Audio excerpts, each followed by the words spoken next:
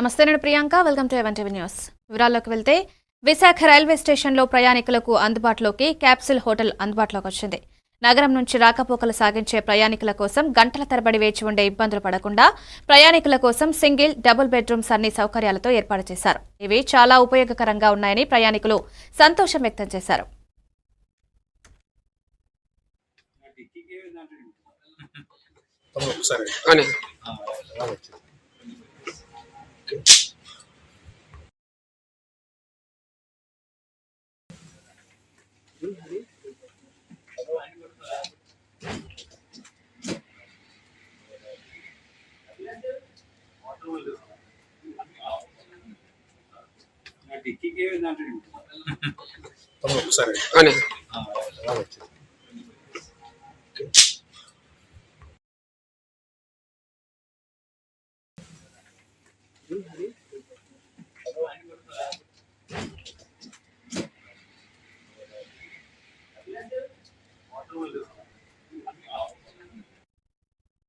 Greater Visakha పరిధిలో solid waste management సంబంధించి waste ఎనర్జీకి సంబంధించి జీవీఎంసీ అధికారులతో కలిసి స్వచ్ఛాంధ్ర కార్పొరేషన్ చైర్మన్ పట్టాభిరామ్ సందర్శించారు. స్వచ్ఛ భారత్ కు సంబంధించి జీవీఎంసీకి అవార్డు దక్కడం చాలా ఆనందంగా ఉందన్నారు. జీవీఎంసీకి సంబంధించి రానున్న 2 నెలల్లో ఈ వేస్ట్ ను తరలించేందుకు 95 ఎలక్ట్రిక్ వాహనాలను అందించనున్నట్లు పట్టాభిరామ్ వెల్లడించారు. ఇప్పటికే సుమారు జూలై నెల వరకు దాదాపు 89% వరకు చెత్తను క్లియర్ చేశారని వివరించారు.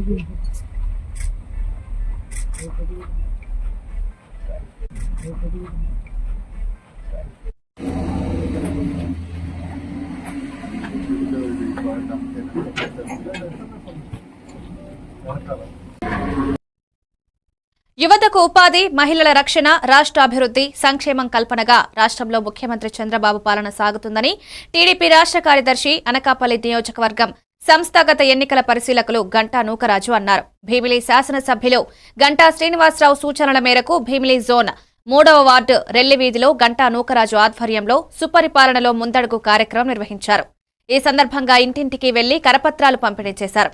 కూటమి సర్కార్ అధికారంలోకి వచ్చి ఏడాది పూర్తయిన సందర్భంగా ఈ సంవత్సర కాలంలో చేసిన అభివృద్ధి, రాష్ట్ర ప్రజలకు అందించిన సంక్షేమాన్ని వివరించారు.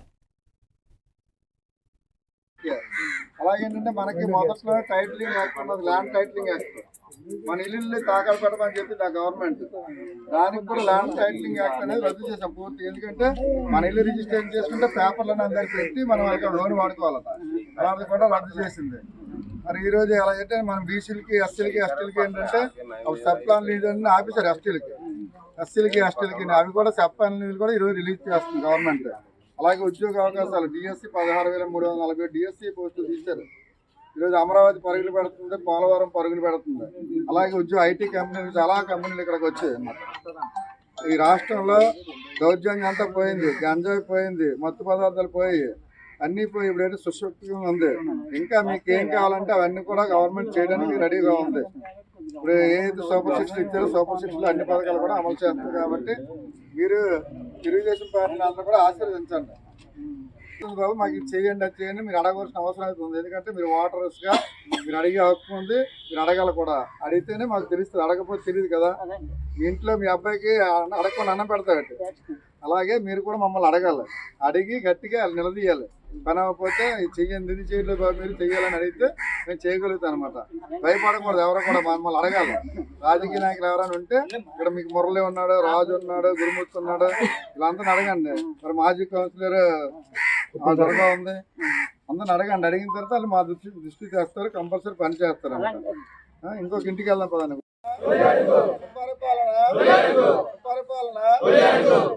మీకు 3,000 నుంచి 4,000 విజయనగరం జిల్లా బొబ్బిలి నియోజకవర్గం బాడంకి గ్రామంలో సీఐ ఆదేశాల మేరకు రాజాం నుండి రామభద్రాపురం వెళ్లే రహదారిపై హెడ్ కానిస్టేబుల్ త్రినాథ తమ సిబ్బంది ఆధ్వర్యంలో వాహనాలను తనిఖీ నిర్వహించారు. ప్రతి వాహనాన్ని క్షుణ్ణంగా తనిఖీ చేశారు. వాహనాలకు సంబంధించి అన్ని పత్రాలను సరిచూశారు. నిబంధనలకు విరుద్ధంగా వాహనాలు నడిపితే చట్టరీత్యా తగు చర్యలు తీసుకుంటామని పోలీసులు వార్నింగ్ ఇచ్చారు.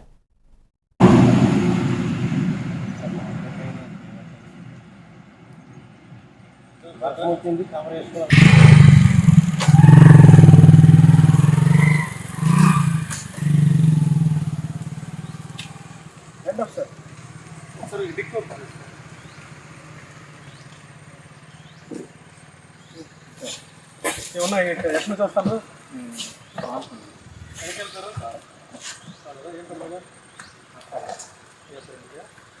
ఏం చేస్తాను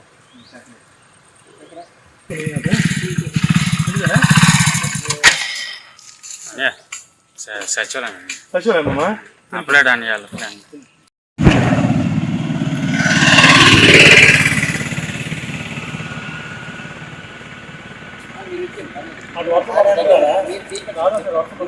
ఇక్కడే సార్ మీరు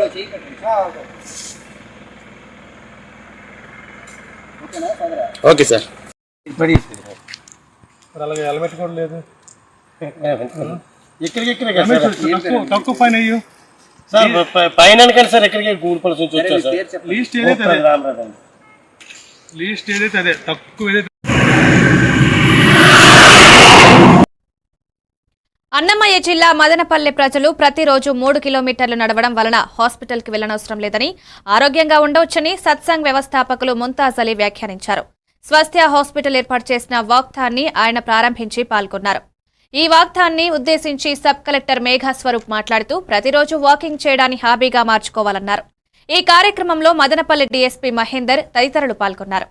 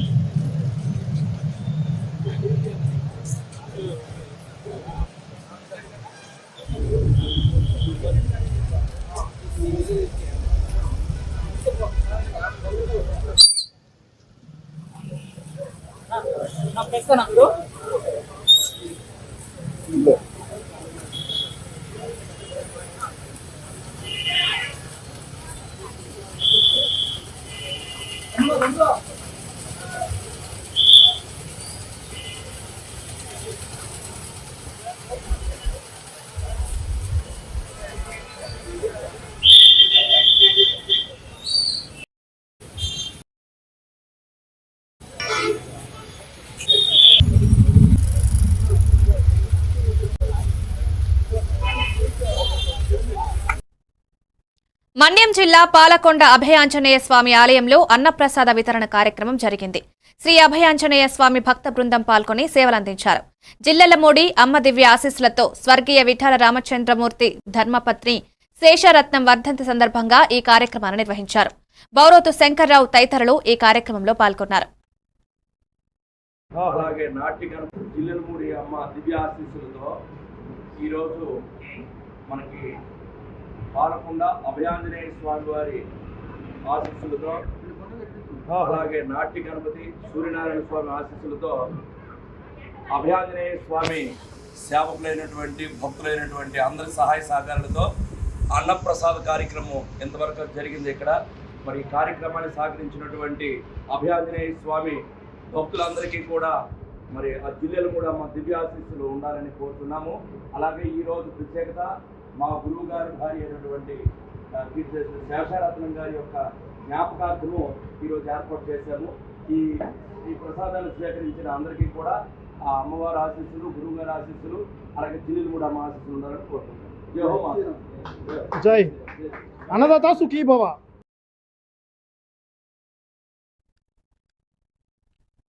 జిల్లెలమూడి అమ్మ పార్వతీపురం మన్యం జిల్లాలో ఉన్న బలిజిపేట, సీతానగరం, పార్వతీపురం మండలాల్లో సుమారు 1000 మంది వికలాంగుల పెన్షన్ కోసం ఎదురుచూస్తున్నారు. కూటమి ప్రభుత్వంలో తమ పెన్షన్లు కట్ చేయడంతో తామంతా ఇబ్బందులు పడుతున్నారు. తమకు ఇప్పటికైనా కూటమి ప్రభుత్వంలో అధికారులు, ప్రజాప్రతినిధులు పట్టించుకొని యథాతథంగా పెన్షన్లు ఇవ్వాలని వికలాంగులు కోరుతున్నారు.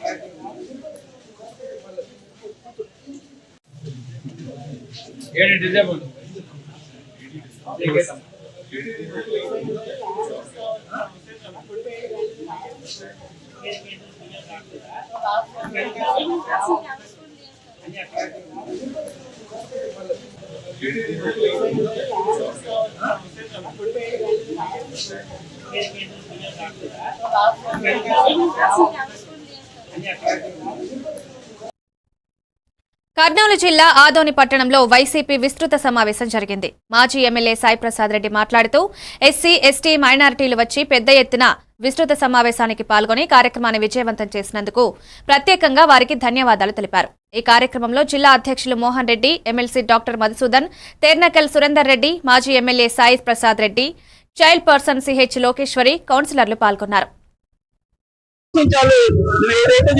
చూడబోతున్నాం అంటే చంద్రబాబు నాయుడు గారు వారు ఏది చెప్తే అది మోసమని ఈ సందర్భంగా ప్రజలు రేపు మీరు ఇంటింటికి ప్రోగ్రాం పెట్టారు. ఆ ప్రోగ్రామ్ లో ప్రతి కార్యకర్త కూడా వాళ్ళు ప్రశ్నించాలి.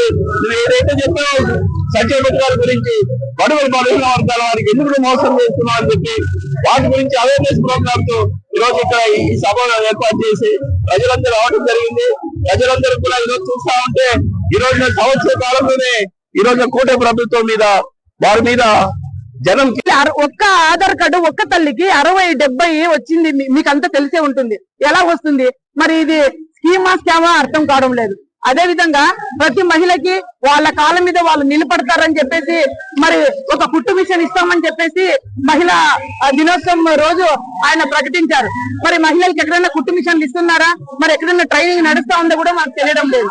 మరి 150 కోట్లు స్కీమ్ అని చెప్పారు. మరి స్కీమ్ అంటామో మనకైతే అర్థం కావడం లేదు.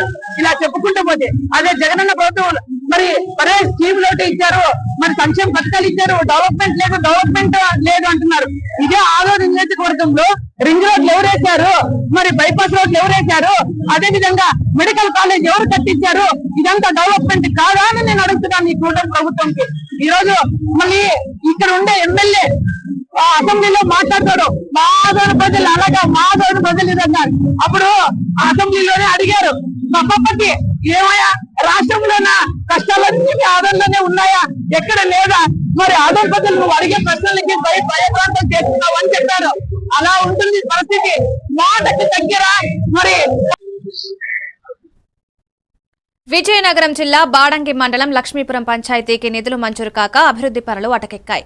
బాడంగి మండలంలో 25 పంచాయతీలుండగా ఎస్టీ పంచాయతీగా ఉన్న లక్ష్మీపురం అధికార యంత్రాంగం వచ్చి వెళ్లినా నిధులు మంజూరు మోక్షం కలగడం లేదని గ్రామస్తులు ఆరోపిస్తున్నారు. గ్రామ సర్పంచ్ పాలవలస పార్వతి, ఎంపీటీసీ పాలవలస గౌరవ్ తమ సొంత నిధులను వ్యయం చేస్తున్నారు. ఈ విషయాన్ని ఎమ్మెల్యే బేబీ నాయన దృష్టికి తీసుకువెళ్తామని చెప్తున్నారు.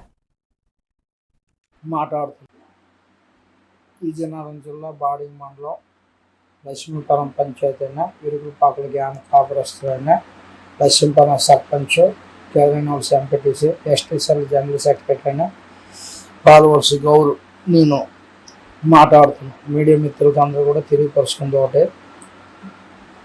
మరి ఈ 6 నెలల్లో మా లక్ష్మీపురం గ్రామానికి మరి సెంట్రల్ టీం కానీ స్టేట్ టీం కానీ ఏది వచ్చినా విజయనగరం జిల్లాలో లక్ష్మీపురం బాడింగ్ మండలంలో లక్ష్మీపురం పంచాయతీనే సెలక్షన్ చేస్తుండ్రు. అందుకోసం దయచేసి మీడియా మిత్రులందరూ కూడా తెలియపరిచిన తోటనే దీన్ని ఎవరైనా సరే దయచేసి వీలుగా ఎస్టీ పంచాయతీ అయినప్పుడు కూడా కనీసం నిధులు లేకుండా బృందావనంలో ఎన్నో సుమారు 6 నెలలు 10 టీంలు ఆ గ్రామం రావడం వచ్చింది. మరి జిల్లా అధికారులు వీళ్ళకి మా గ్రామాన్ని పంపిస్తుండ్రు, లేకపోతే మండలాధికారులు పంపిస్తుండ్రు, మరి ఎవరో మా విలేజ్ని సెలక్షన్ చేసి పంపిస్తుండ్రు కానీ తెలియడం లేదు.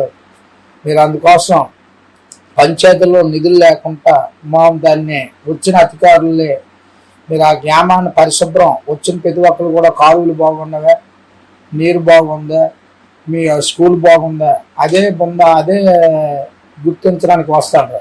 మీరు వచ్చిన వాళ్ళే సందరించి పంపించాలంటే సుమారు మొన్న సెంట్రల్ టీం వచ్చిందంటే సుమారు ఒక 50,000 రూపాయలు ఖర్చు అయ్యాయి.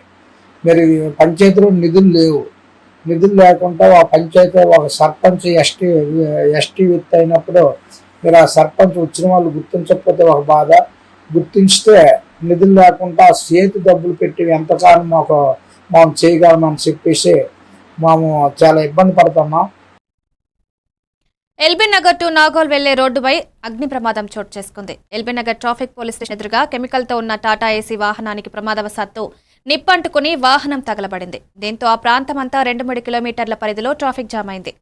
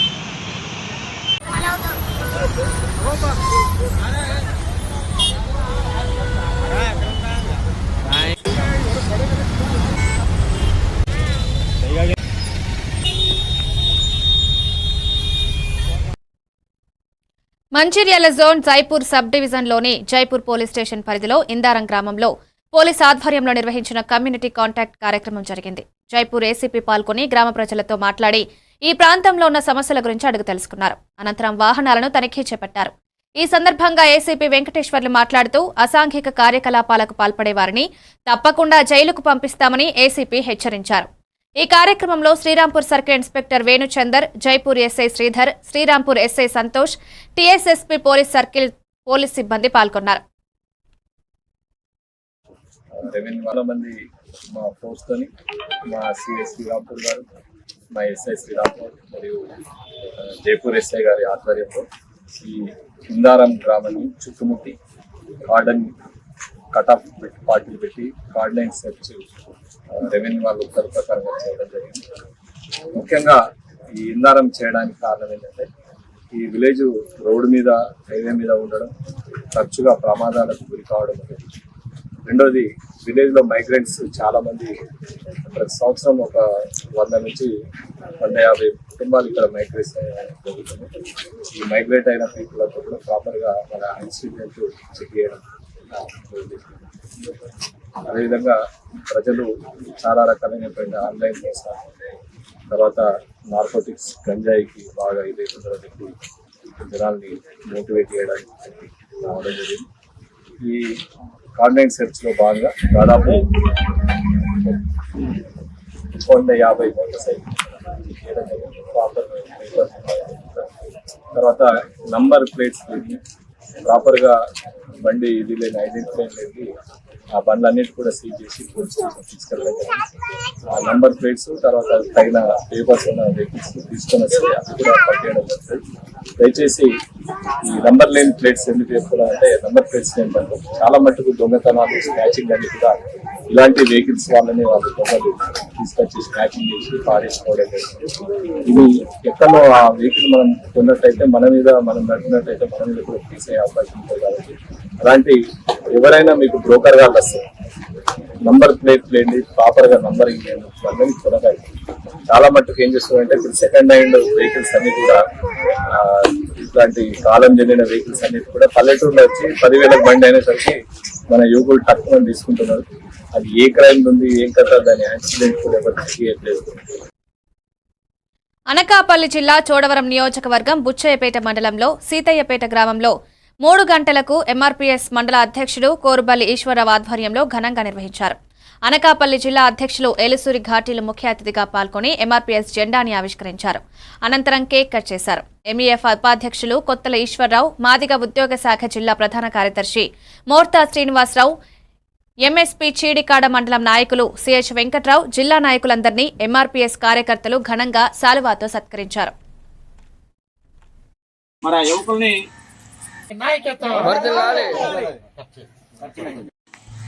అలాంటి యువకులకి మరి ఆ యువకుల్ని ఇక్కడ కంకణం కట్టి కరడు కట్టి తీవ్రవాదంలాగా ఉండకపోతే మళ్ళీ ఎక్కడ వేసిన కొంగలు అక్కడే ఉంటారు, మళ్ళీ వెనక్కి వెళ్ళిపోతారు.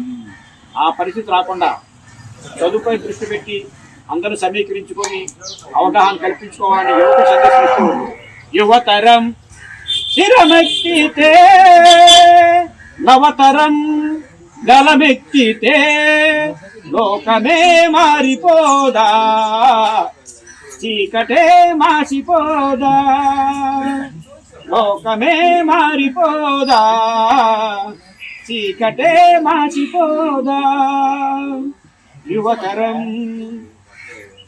శిరమెత్తితే నవతరం గలమెత్తితే లోకమే మారిపోదా చీకటే మాసిపోదా అలవారిన పిడికిటిలో నడుపుతున్న సిరి సంపద తోపిడి బందిల దొడ్లే దోచేయి పట్టాల్లో కొత్త వెలుగు రాదా సరి కొత్త బ్రతుకు రాదా. మన తల్లిదండ్రులు ఏం చేయాలి, పిల్లలు పంపించాలా, మనకి ఉద్యోగాలు వస్తాయి. తర్వాత కూడా మంచి మంచి చదువుకోవాలి అనుకో, అప్పుడు ఏంటవుద్ది, మనం డెవలప్ అవుతాం. మన పిల్లలకు ఆటోమేటిక్గా సెటిల్ అయితే మనం సెటిల్ ఉన్నట్టు కదా. అలాగే మనం ఏంటంటే ఒకరికొకరు చెప్పుకొని మోటివేషన్ బాగా చదవాలి. చదివినప్పుడు మనం ఎడ్యుకేషన్గా బాగా చదివినప్పుడు అనుకో, ఆర్థికంగా రాజకీయంగా మనకు చదువుకుంటే మనం ఇప్పుడు ఒక ఊళ్ళో మనకు డబ్బులతో పోటీ పడడానికి మనకు పడలేదు, కానీ అదే చదువులో పోటీ పడవచ్చు. అదే సేమ్ మన కేటగిరీ ఉద్యోగం వచ్చినట్టు అదే సీట్ మనం కూర్చొని. కానీ అందుకని మోస్ట్ ఇంపార్టెంట్ ఏంటంటే మనకి ఎడ్యుకేషన్. మన పిల్లల్ని ఏ కష్టం కూడా చదివించాలి. లేనప్పుడు ఆ చదువుకున్నప్పుడు సమాజానికి బాగుపడింది మనం రాస్తాం. ఇవి అప్డేట్స్ కి వాచింగ్ 11 టీవీ న్యూస్.